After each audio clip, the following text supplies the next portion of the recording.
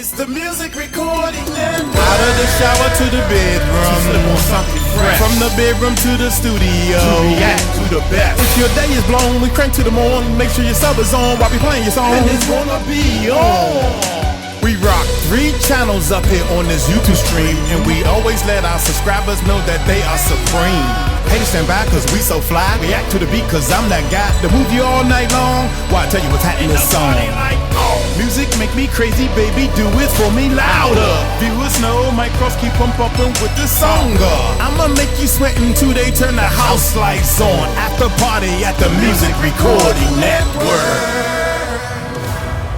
What is up, YouTube? Yeah. Check it out. Let's see what this bad boy is all about. Hey, Immortal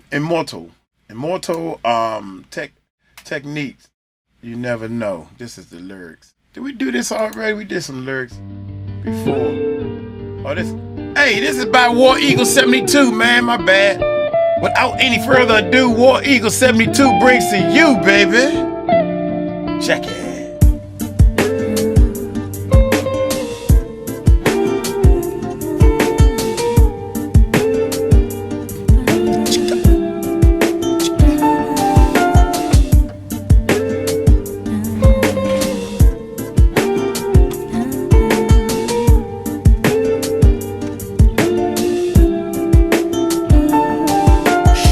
Her way to becoming a college graduate, wouldn't even stop to talk to the average kid. The type of Latina I'd sit and contemplate marriage with.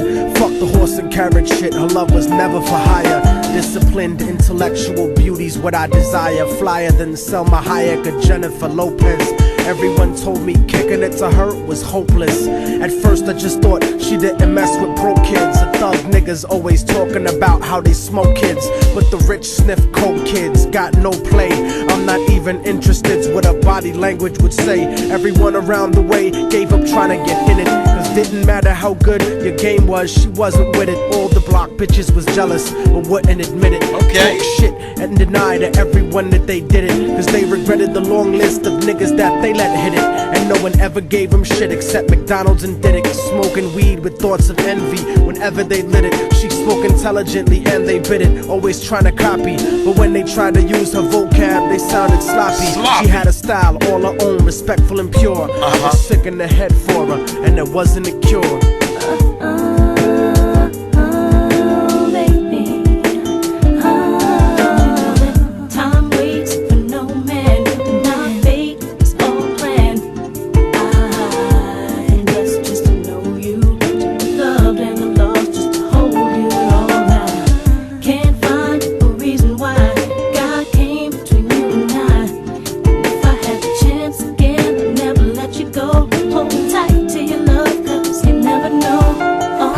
Brown and beautiful, yet empty and sad. I used to talk to her occasionally and she was glad that I wasn't just another nigga trying to get in it.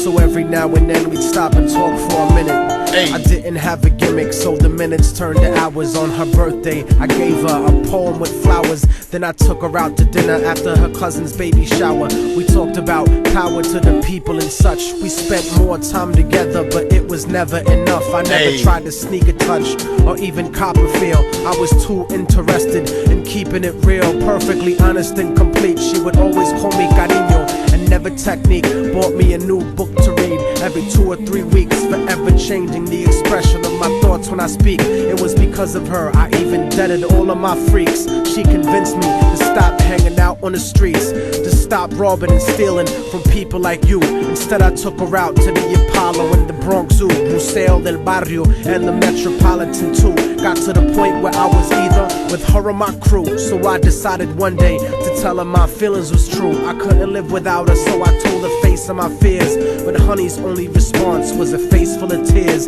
She could only sob hysterically, holding me tight. I tried to speak, but she wouldn't stop until I left sight. I felt like a moth who got himself too close to the light. Except I didn't burn, I turned cold after that night.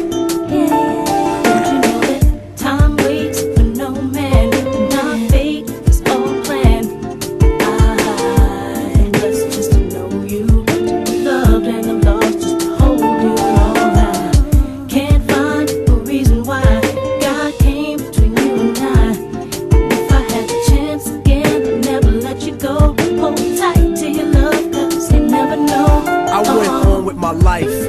college and my career ended up locked up like an animal for a year, where the COs talk to you like they were the overseer. Then I got sent to the hole when my exit was near.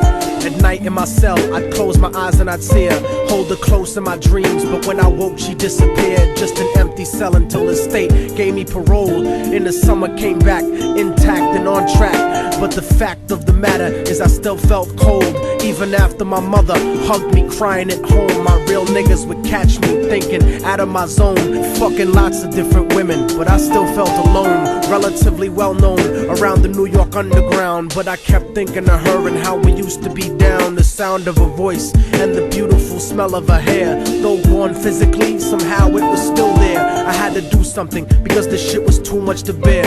So I went and visited the building where she used to live. The world looks a lot different after you do a bid. Your way of life done changed while primitive minds are still stuck in the same game. Like her cousin who was on the corner slinging cocaine, stepped in the lobby and tapped the button next to her last name. Her mom buzzed me up and hugged me up like a mother order, but her facial expression changed when I asked about her daughter. No man, my fate is all planned. I'm blessed just to know you, to be loved and I'm lost just to hold you all. I can't find a reason why God came between you and I. If I had the chance again, I'd never let you go. Hold tight to your love, 'cause you never know.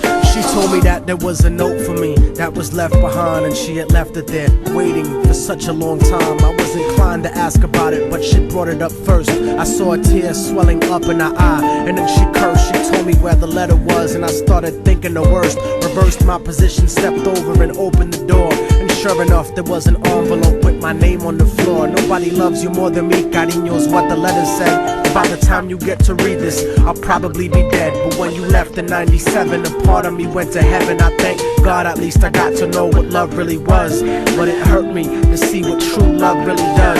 Cause even though we never made love, you were all that there was. It was because I loved you so much that I had to make you leave. You made me doubt the way I thought, you made me wanna believe. And then I slipped up and I let you get close to me. It was hard to not be openly when people spoke to me. This was not the way I thought my life was supposed to be. Baby, don't you see? I had a blood transfusion that left me with HIV. Hope didn't exist for me since late in 1993. I died a virgin. I wish I could have given myself to you. I cried in the hospital cause there was no one else but you. Promise that you'll meet me in paradise inevitably. No matter what, I'll keep your love forever with me.